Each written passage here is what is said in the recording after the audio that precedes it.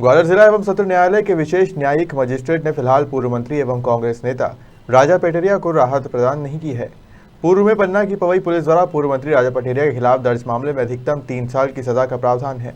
इस पर विशेष न्यायिक मजिस्ट्रेट सुनवाई कर सकते हैं, लेकिन जांच के दौरान बढ़ाई गई आईपीसी की धारा 115 और 117 में सुनवाई का अधिकार विशेष न्यायालय यानी एमपी एमएलए कोर्ट को है। इसलिए अब इस मामले पर एक दिन के लिए सुनवाई टल गई है। अब पूर्व मंत्री राजा पटेरिया की जमानत अर्जी पर गुरुवार को एमपी एमएलए कोर्ट में सुनवाई होने की संभावना है। वे पिछले 10 दिनों से दमोह की जेल में बंद है।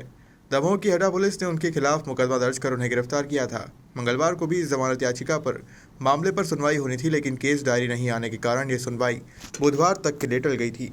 सरकार की ओर से उपस्थित वकील ने कहा कि एक जिम्मेदार नागरिक द्वारा अपने देश के प्रधानमंत्री के लिए आपत्तिजनक भाषा का इस्तेमाल गंभीर मामला है। ऐसे में उन्हें जमानत का लाभ नहीं दिया जा सकता। पूछेगा किसका मामला था, ये क्या था? ये वर्तमान देश के प्रधानमंत्री श्री नरेंद्र मोदी के विरुद्ध आपत्तिजनक टिप्पणी का मामला था, जिसके संबंध में मध्य प्रदेश शासन में पूर्व मंत्री रहे राजा पटेरिया को बेल एप्लीकेशन के संबंध में आज आवेदन लगा था।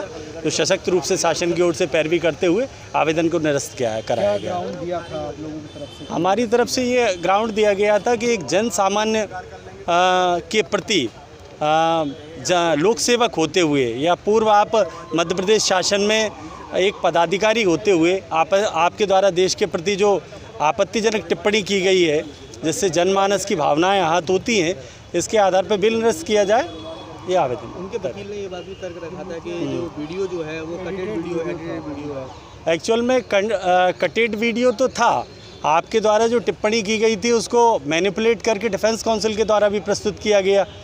वास्तविक में जो उन्होंने लाइन कही थी वो पूर्णतः आपत्तिजनक थी। इसके कारण माननीय न्यायालय द्वारा शासन के आवेदन को स्वीकार करते हुए उसका बेल एप्लीकेशन रिजेक्ट किया। सेशन में अपील किया। अभी ये आगे डायरी की परिस्थिति पर विचार किया जाएगा। वीडियो को टोमो को बनाया गया है, ये तो सबको पता है। आज हमने कोर्ट में भी पेश किया था, बट जैसा जो भी लीगल कार्रवाई हो रही हो, मुझे उसका आइडिया नहीं है कि क्यों बेल रिजेक्ट हुई है। सैमसंग उनके पास कोई धाराएँ कुछ बढ़ाई थी, उनके पास पावर नहीं था नीचे वालों के लिए।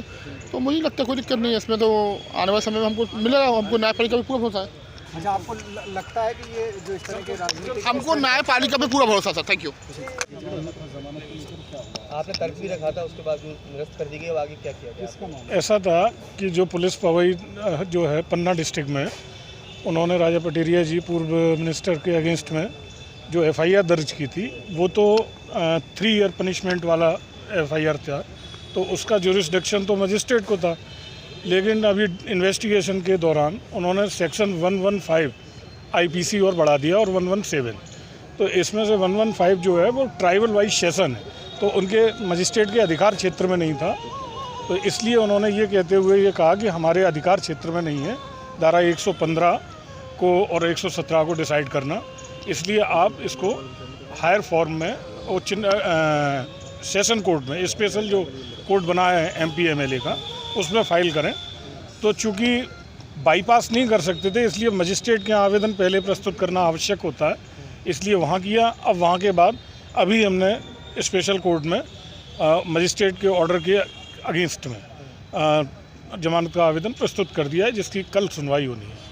किस ग्राउंड के आधार पर इन्हें खारिज किया? उनके अधिकार क्षेत्र में नहीं था, यही आधार है केवल, और कोई आधार नहीं। आपको तर्क भी दिया गया था कि 7 साल से कम में जमानत मिलनी चाहिए। नहीं, हमारा कहना यह था कि यदि 115 बनते ही नहीं और पुलिस ने जानबूझ के पॉलिटिकल प्रेशर में आगे 115 और 117 ऐड किया है, तो फिर उसको आप देख सकते हैं और उसको आप कैंसिल करके और हम जमानत भी दे सकते हैं। ये भी हमारा, तो उन्होंने कहा कि अब ये आज की स्टेज में हम कैसे कह देंगे। तो हमने कहा ठीक है, आप